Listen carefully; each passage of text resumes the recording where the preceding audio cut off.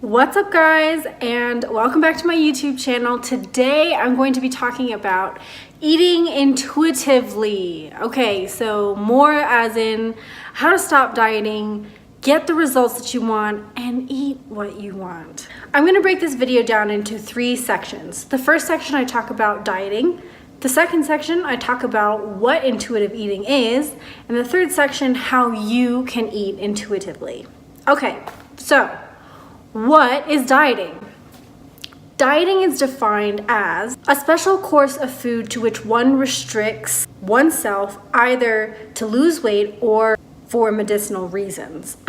So, the key word in this definition is restrict. The word diet can be a noun or a verb. So, quick grammar 101. I love words, so I really like to break down what these words mean. So a verb, right, is an action, and a noun is a person, place, or thing. So when diet is used as a verb, that is when we see the word restriction come into play. Versus diet as a noun can simply mean this is what I'm eating. So when somebody says, oh, I am dieting, they're saying something is being restricted in what they're eating. So, diets have been around for a long time. They go as far back, I was doing some history, research. It goes as far back as the 1800s, probably further. There is something called a fad diet. A fad diet is a diet that promises rapid weight loss, usually through unhealthy or unbalanced methods. Unbalanced, word restricted, restrictive, put it together makes the connection, right? So, I just want to list a couple of fad diets that have existed in the last, 10 years, okay? So in the last 10 years, we've had the Master Cleanse, Paleo, Ketogenic, Cabbage Soup, Grapefruit, Alkaline Diet, Weight Watchers, Nutrisystem, Jenny Craig, Atkins Diet, Mediterranean Diet, Raw Food Diet. So there's a ton of diets out there. And you know what? Maybe some of those aren't considered to be fad diets because maybe some of them are more sustainable than others. However, the key word in there is sustainable. Can you really live like that for years and years and years? Most likely not, at least not without cycling or, falling off track or falling off balance. So, I eat intuitively, right? So this brings me to section 2. What is intuitive eating?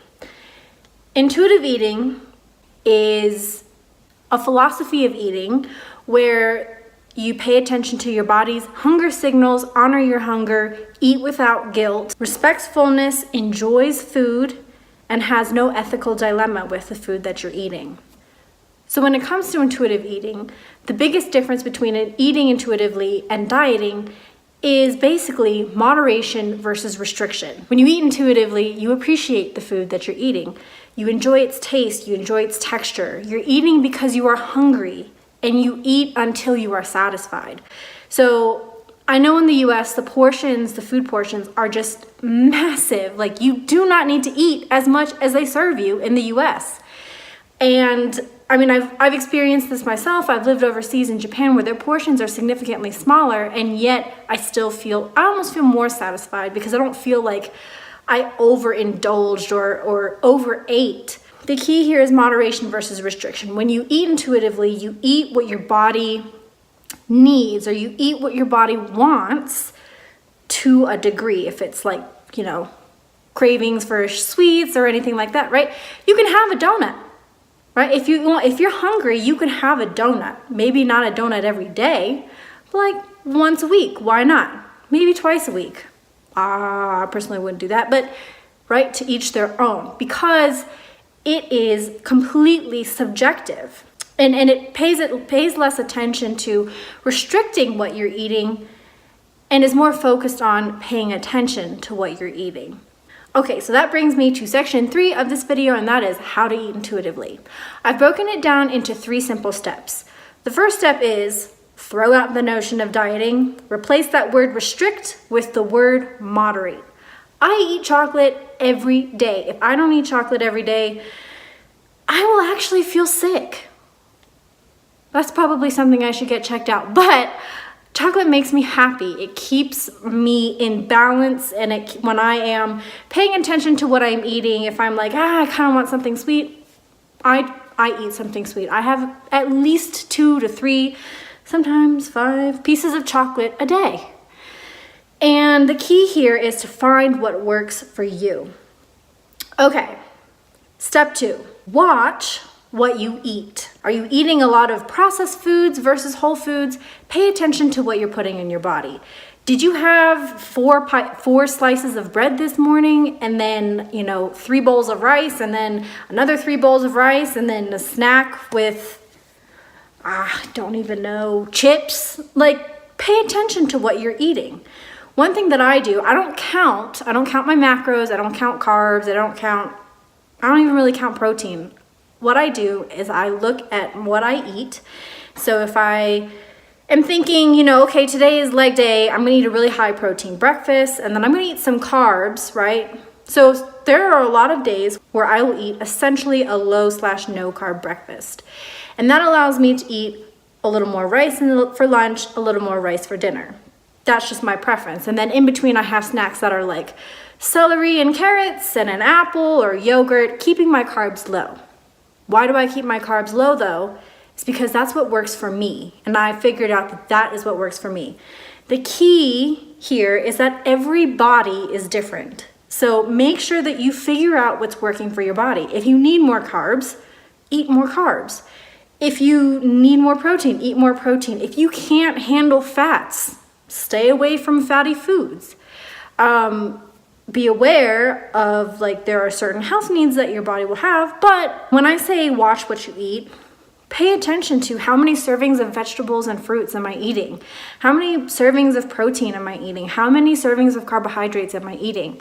Was most of your day vegetables and greens and fruit, or was it more bread and carbs and things like that? Now, please don't get me wrong in saying that, carbs are the enemy. Nope, we need carbohydrates to function. However, there is a threshold in each of our bodies, which is different for everybody, but sometimes bodies work better with a little bit less, and sometimes bodies work with a little bit more.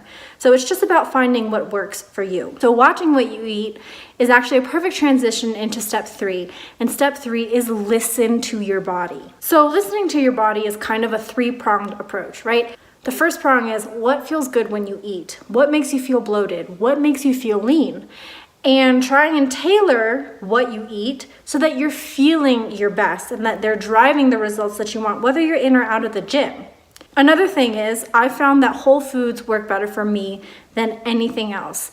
I know I've said before, I personally stick away from anything that has high fructose corn syrup or corn syrup in it. Those things, for some reason, just mess something up in my body, and I just don't eat them. So I eat whole foods like celery and carrots and sandwiches with bread with no preservatives, which is actually really hard to find in the US. But things like that, right? So I'm eating chicken and rice and broccoli, and I'm staying away from prepackaged foods that have really high sodium because they make me feel bloated.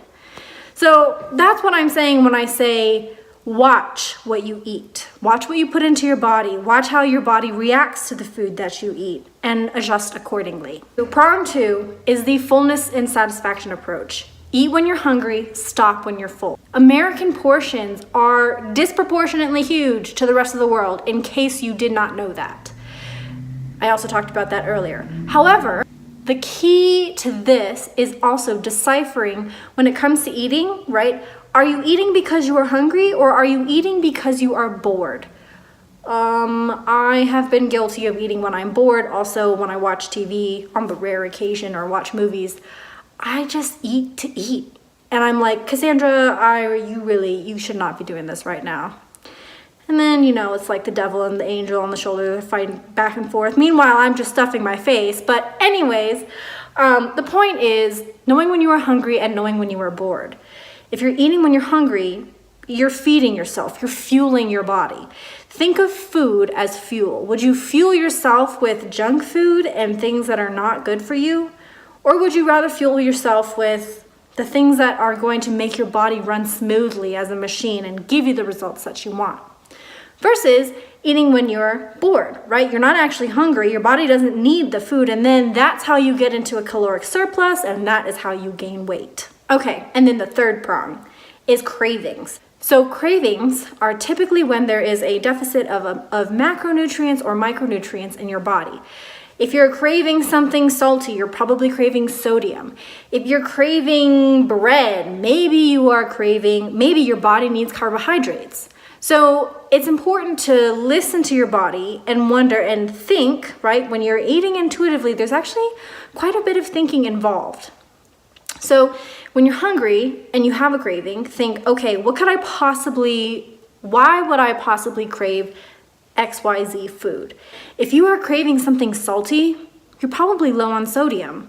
So it's okay to eat something salty, just make sure you're also staying hydrated. If you're craving something sweet, maybe your blood sugar is a little bit low. So that's the other thing that I wanted to talk about is how do you deal with your cravings? If I have a craving for a donut, right? That probably means I'm craving something sweet, something sugary, or I'm just hungry, or I'm dehydrated. It can be so many factors, right? So what I do is I drink water and I have a meal. And if the craving goes away, then okay, basically I was hungry. However, if that craving continues to stay for a week, then I will treat myself to a donut. Because at that point, it really is the donut that I'm craving because I have now fulfilled my macronutrients, my micronutrients, I've stayed hydrated, and I'm still craving the donut, which means it truly is a donut craving. All in all, the key to step 3 is that 3-pronged approach. Find what feels good for your body. Be aware of your fullness and satisfaction factors and how to best deal with your cravings, paying attention to the foods that you are eating so that your macronutrients and your micronutrients are fulfilled. Now, I do want to put a disclaimer. I would recommend intuitive eating for people who are familiar with portion sizes, what works for them, and possibly people who have counted macros or counted calories or things like that prior, because they are aware of what good portions are for their bodies. Additionally, what works for me may not work for you. Every body is different. When it comes to diet, it can be very subjective. This video was basically just a brief 101 on what diets are, what intuitive eating is, and 3 steps to help you get to that point where you can eat intuitively as well. I hope that you enjoyed this video. If you have any questions, feel free to reach out. Don't forget to like this video, comment if you have any questions or comments, and subscribe to my channel. Thank you so much and have a great day.